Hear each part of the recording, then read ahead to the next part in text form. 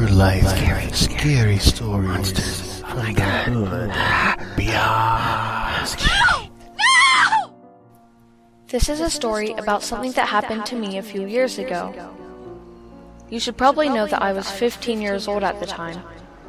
I went to stay for the weekend at my aunt's house, which didn't happen very often because we lived so far away from each other. My parents were going on vacation and left my aunt to watch me. It was about 10 o'clock p.m. when we were going to bed.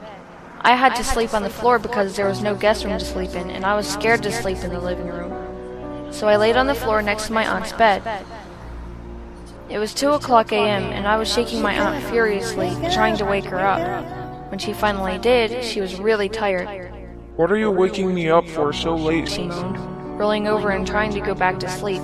But I nudged her again to make sure she'd stay awake and said, "I'm starving, let's get something to eat." She gave me a look of disbelief. "Seriously? This late? Just go to sleep and we'll get some food in the morning."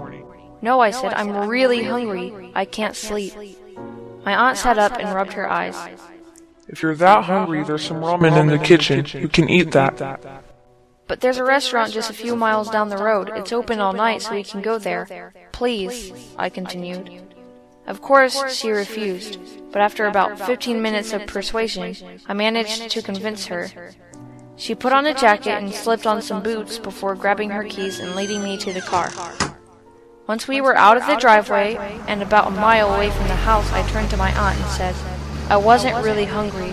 I woke you up because I saw a man sleeping under your bed. I didn't want to say anything to trigger him, so I just told you that I was hungry." Later that night, a police were called and found the man under my aunt's bed. It turned out that he was homeless and had been sleeping under her bed for months. The only reason I noticed him was because I was laying on the floor and had a clear vision under the bed.